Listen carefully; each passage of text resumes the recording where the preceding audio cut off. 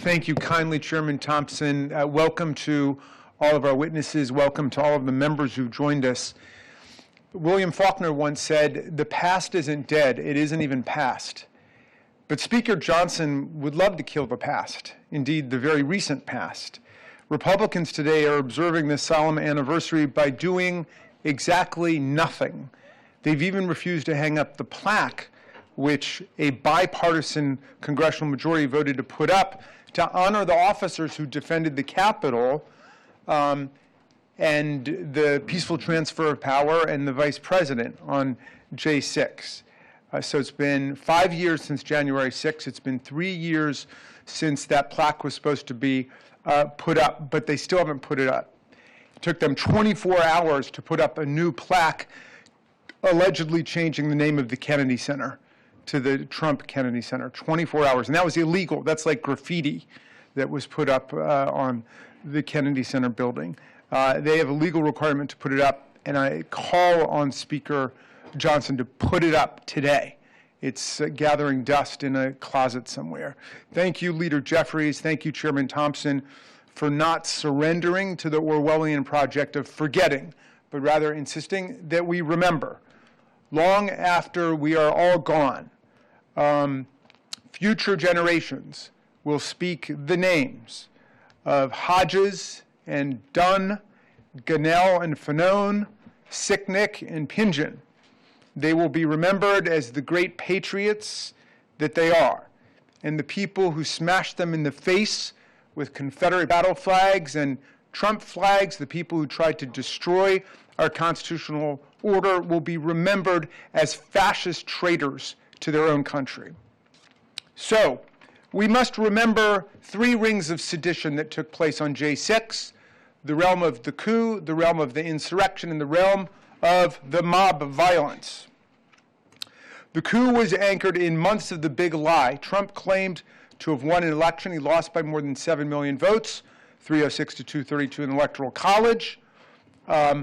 He needed to get MAGA followers to simply disregard reality and facts and dismiss more than 60 federal and state court decisions that had rejected every claim of electoral fraud and corruption that they advanced in courtrooms across the land. This was critical because the president understood that lies would be the fuel for violence.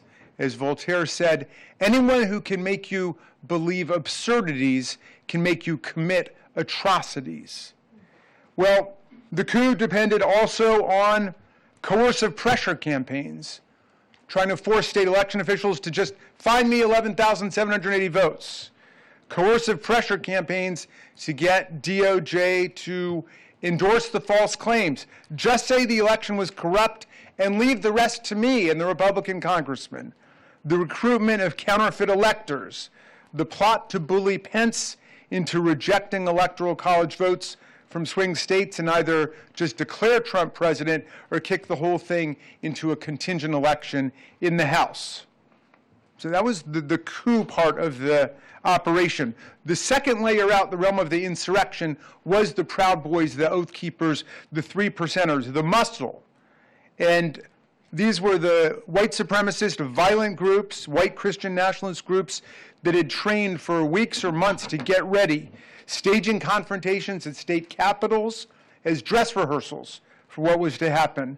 The Proud Boys came to D.C. twice in the lead up to J6 and provoked brawls with anyone that they would describe as Antifa. They organized in military fashion, and they were dead set on attacking the police, storming the Capitol, and stopping the steal. So as ferocious and violent as the organized insurrectionists of maybe 600 or 700 were, they could not have succeeded without that third tier of sedition, the mob itself, the mob riot.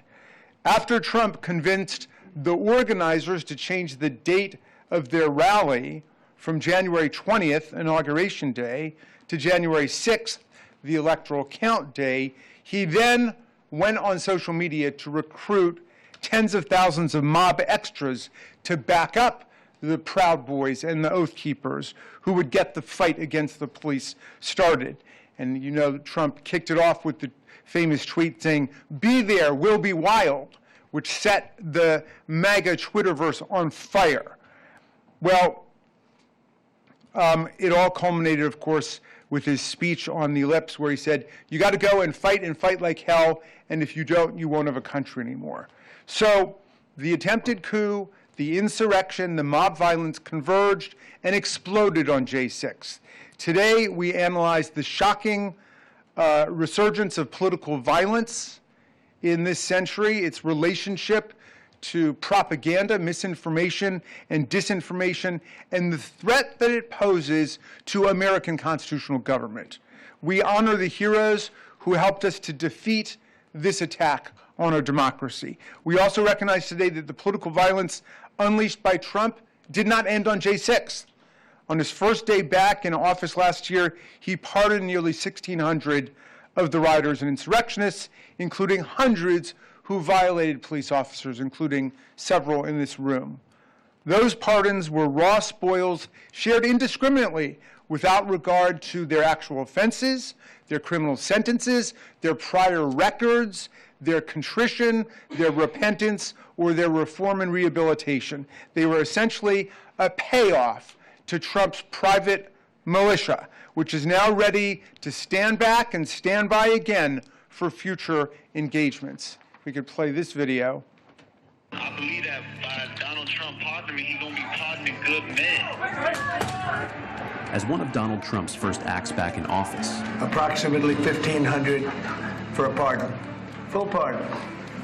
He pardoned criminals who attacked the Capitol on January 6th. So this is January 6th. These are the hostages. Convicts who beat and battered police officers. DC is a motherfucking war zone! Full pardon. These are the criminals he released back into our communities. Home invaders, burglars, sex offenders, people who continued plotting violence against their political opponents, set free by Donald Trump to terrorize their neighbors. We hope they come out tonight, frankly. They pose a serious threat to public safety. As we show in a report released by House Judiciary Dems this week, at least 33 pardoned insurrectionists have since committed additional crimes since January 6th, including child sexual assault, terroristic threats, domestic violence, and conspiracy to murder FBI agents. And yet, Trump indiscriminately pardoned all of them. When you reward and normalize criminal behavior, of course, you invite more of it. And the president didn't just free his rioters for doing his dirty work, he punished law enforcement for doing their jobs, purging hundreds of career FBI agents and prosecutors just because they worked on J6. He installed actual participants in the attack in the Department of Justice itself. The new U.S. pardon attorney, Ed Martin, tweeted from the Capitol grounds on this day 5 years ago and described the mayhem as Mardi Gras in D.C. His senior counselor at the Department of Justice, Jared Wise, is another J6 defendant captured on body camera footage yelling, "Kill him, kill him," 5 different times as police were being attacked right next to him. These leaders at the Department of Justice today have never once regretted their participation in this nightmare. With election deniers and J6 conspiracists Pam Bondi and Kash Patel at the top of the DOJ, it's like the Joker and the Riddler and the Penguin have taken over Gotham City. So I close with the thought that it is still January 6th in America, and it will be until the forces of strong, nonviolent democracy prevail. We are still in the fight of our lives, my friends. And